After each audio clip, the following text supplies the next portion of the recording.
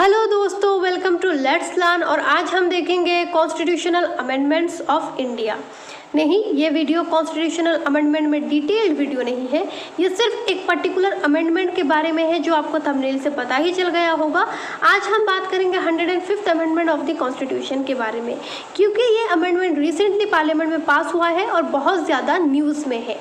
तो 105th amendment जो है ये 127th अमेंडमेंट बिल के द्वारा इसको पास किया गया है। अब आपको समझना होगा ये बिल नंबर है और ये अमेंडमेंट कितनी बार कॉन्स्टिट्यूशन हुआ है। इसका मतलब है इससे पहले हमारा कॉन्स्टिट्यूशन 104 बार अमेंड ऑलरेडी हो चुका है। तो अब ये मैं आपको बता दूं इस बिल के बारे में कि ये जो बिल है ये पूरी तरह से सहमति के साथ पास किया गया है। इसका मतलब है 385 मेंबर्स ऑफ द पार्लियामेंट ने इस बिल को अप्रूव किया है और किसी भी अपोजिशन लीडर ने इसका अपोज नहीं किया है।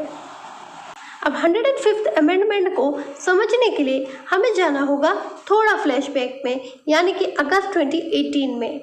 अगस्त 2018 में प्रेसिडेंशियल असेंट से एक अमेंडमेंट एक्ट पास हुआ जो 102 अमेंडमेंट एक्ट था।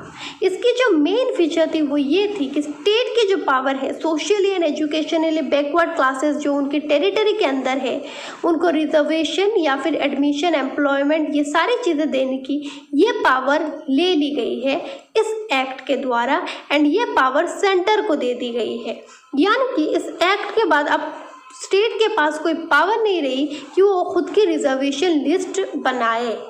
अब ऐसा डिसीजन सुप्रीम कोर्ट ने क्यों लिया, इसको जानने के लिए हमें फिर से जाना होगा थोड़ा फ्लैशबैक में।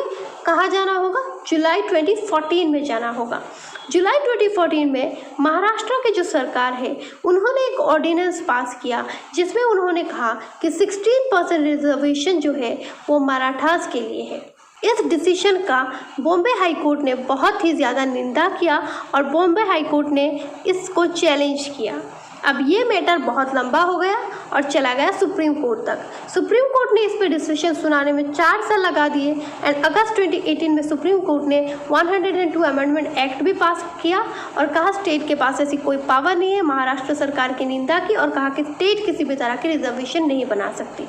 सुप्रीम कोर्ट ने अपने डिसीजन को सामने रखने के लिए 2 आर्टिकल्स की हेल्प ली।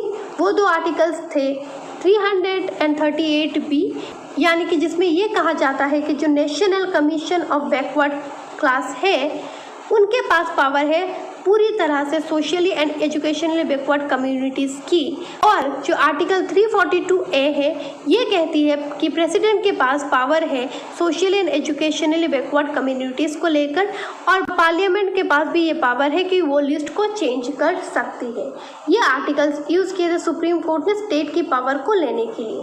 अब इस डिसीजन के बाद एक आर्टिकल भी पब्लिश हुआ था जिसमें पूरी तरह से सुप्रीम कोर्ट की डिसीजन को ट्रांसपेरेंट कर दिया गया था, यानी कि सुप्रीम कोर्ट ने कहा था कि मराठा रिजर्वेशन के बाद जो 102 कॉन्स्टिट्यूशनल अमेंडमेंट आया है उससे जो पावर थी स्टेट के पास socially and educationally backward classes को देखने की या रिजर्वेशन की, वो अब प्रेसिडेंट के पास है और प्रेसिडेंट ये गवर्नर के कंसल्टेशन से करेंगे। अब सुप्रीम कोर्ट के इस डिसीजन को जो MLAs थे, मिनिस्टर्स थे, उन्होंने निंदा की और उन्होंने कहा कि सुप्रीम कोर्ट का ये फैसला सही नहीं है। ये बेसिकली स्टेट की पावर्स को कटेल कर रही है, उनकी पावर्स को ले ली गई है। सुप्रीम कोर्ट के सामने उन्होंने इस चीज़ को रखने के लिए 3 आर्टिकल्स का हेल्प लिया। आर्टिकल 15(4), आर्टिकल 15(5) और आर्टिकल 16(4). इनके हेल्प से उन्होंने कहा कि जो पावर है वो सिर्फ और सिर्फ स्टेट के पास है socially and educationally backward classes को लेकर।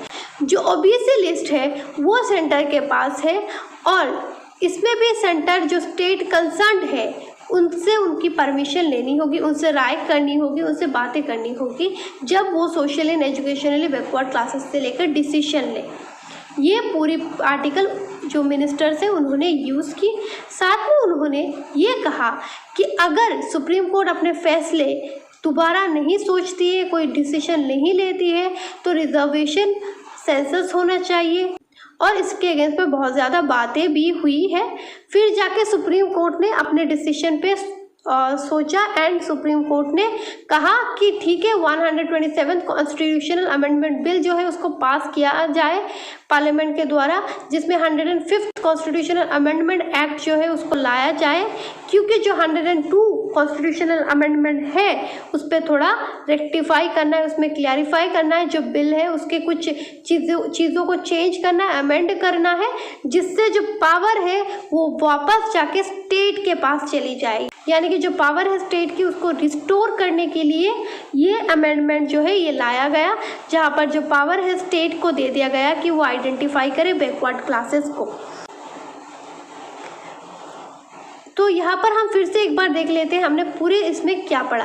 102 कॉन्स्टिट्यूशनल अमेंडमेंट एक्ट है, उसमें वो आया था क्योंकि मराठा रिजर्वेशन केस के बाद आया था, तो सुप्रीम कोर्ट ने अपने डिसीजन में कहा कि स्टेट के पास ऐसी कोई पावर नहीं है जिसको यूज़ करके वो रिजर्वेशन लिस्ट बनाए, और उन्होंने कुछ आर्टिकल्स के तथ्य भी दिए। बाद में इसको जब चैलेंज किया गया मिनिस्टर्स के द्वारा, जब इस चीज़ को क्रिटिसाइज़ किया गया, तो सुप्रीम कोर्ट ने फिर से अपना फैसला सुनाया और उन्होंने कहा कि 105 कॉन्स्टिट्यूशनल अमेंडमेंट एक्ट आना चाहिए। 2021 में ये रिसेंटली हुआ जब ये बिल पास हुआ, और जिसमें ये कहा गया जो पावर स्टेट से ले ली गई थी, स्टेट से जो पावर ले ली गई थी वो पावर हम वापस स्टेट को दे रहे हैं, और स्टेट अब रिजर्वेशन लिस्ट को लेकर डिसीजंस ले सकती है, अपनी जो social and educational backward communities है उनको चूज़ कर सकती है, उनकी एम्प्लॉयमेंट ये सारी चीज़ें देख सकती है। अब ये जो है ये डिसीजन बहुत वाइज था, क्योंकि फॉर एग्जाम्पल अगर हम बात करें पंजाब हो गया, राजस्थान हो गई या बाकी स्टेट्स हो गए, इनके अलग अलग नीड्स होते हैं, अलग अलग कल्चर्स होते हैं, इन पे डिपेंड होके जो है वो मेजॉरिटी माइनॉरिटी हो रहा है, इन पे डिपेंड होके जो है वो कम्युनिटीज़ बनेंगे, बैकवर्ड क्लासेस कम्युनिटीज़ बनेंगे। तो अगर इसको खुद स्टेट ले तो ये एक बेटर डिसीजन है, क्योंकि स्टेट को पता है अपने टेरिटरी के अंदर क्या हो रहा है, ना कि सेंटर को पता होगा। तो ये डिसीजन एक वाइज था, बट हाँ इससे पॉलिटिकल लीडर्स को भी फ़ायदा होगा बहुत ज़्यादा, तो ये भी है एक डिसएडवांटेज। बाकी यही था 105 कॉन्स्टिट्यूशनल अमेंडमेंट एक्ट में। अगर आपको समझ में आया तो चैनल को लाइक शेयर एंड सब्सक्राइब कर दीजिएगा। Thank you.